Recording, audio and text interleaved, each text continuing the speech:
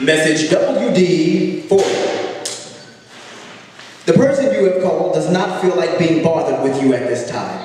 Please do not take it personal. At the sound of the tone, please leave a message and he'll be sure to get back to you when he turns his phone back on. So I was told this is rude and shouldn't be on my answering machine. I've been cussed out by 3 people for not calling them. I've been fussed out by people for not calling folk back. And I've been fussed out about being too busy. I've been fussed out about not being available. I'm tired of being fussed out. My life ain't flowing according to theirs. My grandmother used to say while walking through aisles of toy stores, "Scooter boo, you can get that later.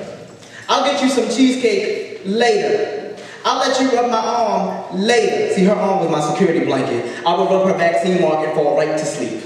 To this day, I have not seen the complete manifestation of later. But I haven't really concerned myself with when later is going to come because I have confidence that later will be the time when everything will come to pass. Not saying that this has anything to do with it, but I try my hardest not to say, "I'll call you back." Instead, "I'll write with you later." But see, everybody's later is obviously anywhere between 20 minutes and 6 hours from the time that statement is made. Apparently, I've degraded what confidence people have developed in my later. And unfortunately, I have a hard time caring about that, so maybe I just need to get a little too blunt since I'm usually the passive one about these things. Maybe I just need to go ahead and put this out there. If I don't call you, it has nothing to do with you, but it has a lot to do with 2 things. Number 1, I don't feel like talking on the phone right now. Number 2, you so often at times beat me to calling you that I'd rather just wait for your persistent self to make the first move, as you so often at times do. Message WD40. The person you have called realized that every time his phone rings, it's an additional interruption in his life. Message WD40. At the subscriber's request, you may want to talk to the blank space left just for you after the little beep.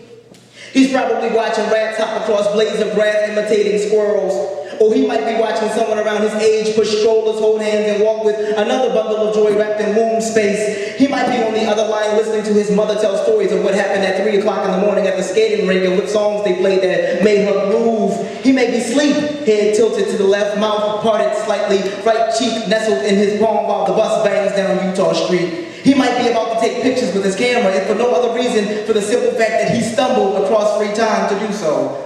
He might be standing somewhere along Chester Street, probably under the train overpass, staring at broken bricks and busted automobiles, wondering about how beautiful life is somewhere else and even here. He might be breathing somewhere.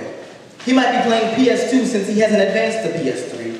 He might be in the shower, imagining you getting caught up in the hair in the drain. He may be sitting at the dining room table watching the bananas serving as the centerpiece go from green to yellow to brown to delicious.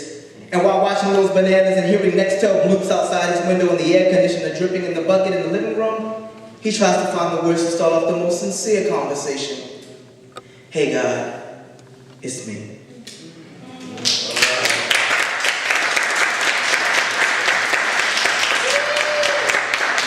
My name is Quill Wordsmith, and this is my story.